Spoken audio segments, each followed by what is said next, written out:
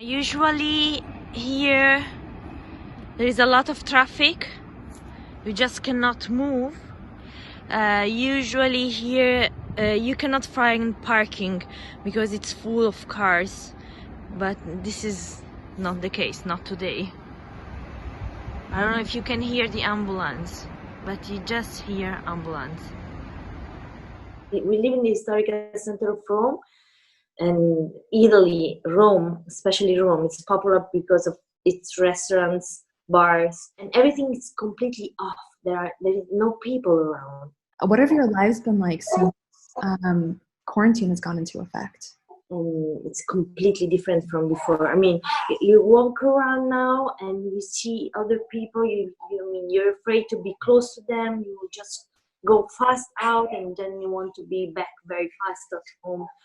And now it's not easy to find food in the market. You cannot find everything because everyone was running to buy food. Everything is very complicated now. It's hard, but it's important to understand that everybody has to do something. No one is safe from the virus. What kind of psychological effect is this having on you in terms of not really knowing, watching as the situation unfolds and having to quarantine at home? We are afraid of everything. I'm afraid for my baby. I just became a mom, so the idea that she can get sick, it's terrible. Have there been sort of creative or unique ways that people have been trying to still keep in touch with each other? Yeah, every day at 6 p.m. people just open the windows and they put loud music, and they communicate. Keep in touch. Just to keep in touch.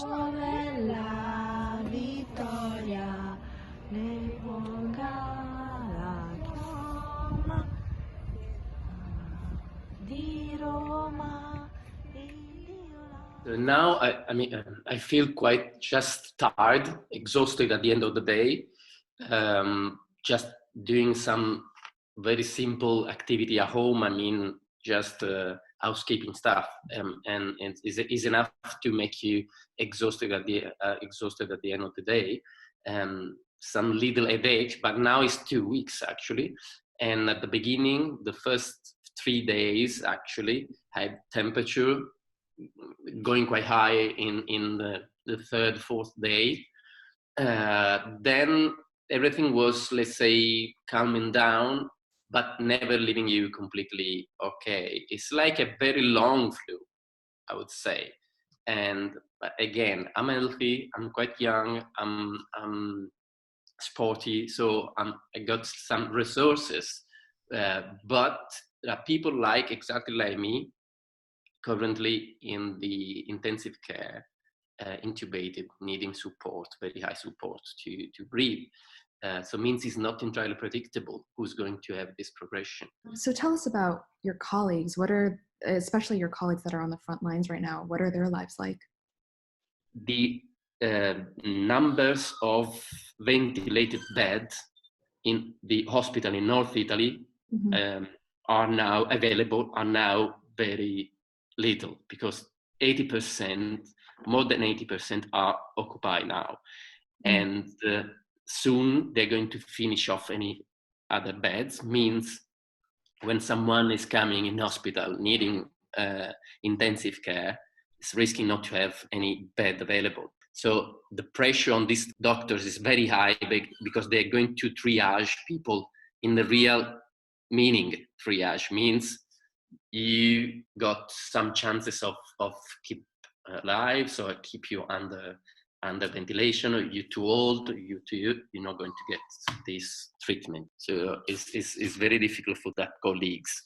Yeah, I can't even imagine having to make that call as a doctor when you want to save as many people as you can.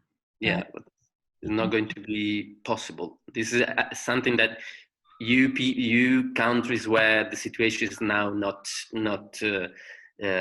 bad, you have to think in advance about that. So get ready, get prepared, dedicate the resources to, in particular, to intensive care units. What would your advice be to doctors in America? What should we be looking out for now? Yeah, you have to stay as much as possible at home, even if your area is not one of the clusters of the red area. You have to stay home as much as possible. This is quite, now the strong message is passing through the media in Italy. And of course, now we are in a bad situation, but the only way to reduce the spread of the infection is reducing the number of people you meet.